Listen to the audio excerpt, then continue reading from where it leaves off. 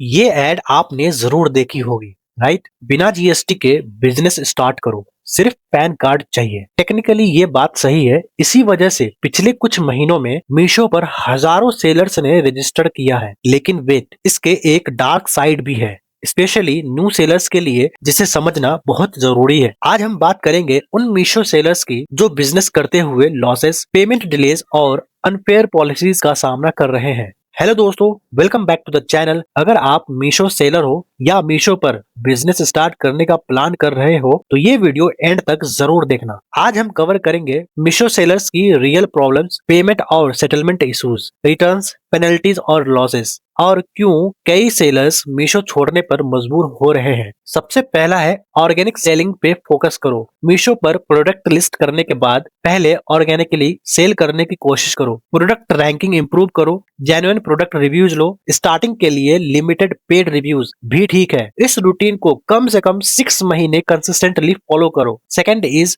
Meesho advertising trap से दूर रहो स्टार्टिंग फेज में। जब तक ऑर्गेनिक सेल्स स्टेबल न हो जाए, मीशो की एडवर्टाइजिंग के चक्कर में बिल्कुल मत पड़ना। और ये मैं हवा में नहीं कह रहा, ऐसे सैकड़ों सेलर्स है जो मीशो के एडवर्टाइजिंग ट्रैप में फंसकर अपनी हार्ड अर्न मनी लूज कर चुके हैं। आपको मीशो की तरफ से एक कॉल आएगा और कहा जाएगा अगर आप 50,000 पर मंथ एडवर्टाइज करोगे तो आपकी सेल्स 5x हो जाएगी। यही है मीशो का डार्क साइड, फेक कमिटमेंट्स देकर सेलर्स को बेवकूफ बनाना। बट एक्चुअल में रियलिटी क्या होती है? आप एडवर्टाइजिंग स्टार्ट कर देते हो, सेल्स बढ़ने लगती तो है, सब कुछ परफेक्ट लगता है और धीरे धीरे लाखों की सेल्स दिखने लगती है। लेकिन असली गेम यहीं से शुरू होता है। जो प्रोडक्ट्स आपने डिस्पैच किए होते हैं उनमें से 70% से ज्यादा रिटर्न आ जाता है। शॉकिंग है ना? सच ये है कि जब आप एडवर्टाइज करते हो तो कोई third party team multiple location से ऑर्डर प्लेस करते हैं। न्यू सेलर्स इस चीज को समझ नहीं पाते, खुशी खुशी एक के बाद एक ऑर्डर डिस्पैच कर देते हैं। और जब मंथ एंड सेटलमेंट का आता है तो या तो बैलेंस बहुत कम होता है या फिर माइनस में चला जाता है, जबकि सेल्स रिकॉर्ड में लाखों का सेल्स फिगर दिखता है। So avoid advertising in the initial phase, focus to boost organically.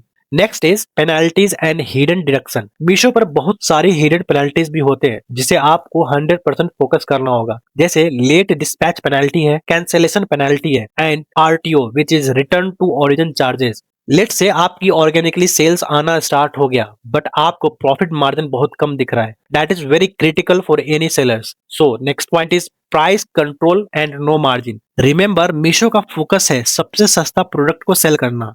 इसका इफेक्ट डायरेक्टली सेलर्स पे पड़ता है। प्राइसेस इतनी लो रखनी पड़ती है कि प्रॉफिट बचता ही नहीं। कंपटीशन सेलर्स के बीच में ही होती है बिकॉज मल्टीपल मैन्युफैक्चरर्स खुद ही डायरेक्ट सेल करते हैं मीशो पे, इसलिए वो लो प्राइस पे सेल करते हैं। और एक और इम्पोर्टेंट फैक्टर, मीशो कभी कभी प्राइस रिड्यूस कर देता है without taking your consent. Seller का कंट्रोल प्रोडक्ट पर बहुत कम हो जाता है ऐसे सिचुएशन पे। Better to avoid these and manage these things by own. So is Meesho really good for sellers? सच ये है, मीशो बिगिनर्स के लिए एंटर पॉइंट हो सकता है, लेकिन अगर आप लॉन्ग टर्म सस्टेनेबल बिजनेस देख रहे हो that is very difficult. Meesho is more focused on customer growth, low prices and high volume को ड्राइव करना, which effects directly sellers profitability. So what sellers should do? अगर आप न्यू सेलर हो, जैसा मैंने पहले कहा, focus initially to boost your sales through organically, improve your product reviews, get higher rating, then high margin product को choose करो, daily settlement tracking रखो, एंड लास्ट, सिर्फ मीशो पे डिपेंड मत रखो। Try explore and sell on Amazon, Flipkart, Shopify जैसे marketplaces पे। So definitely Meesho एक अपॉर्चुनिटी है, लेकिन बिना प्लानिंग के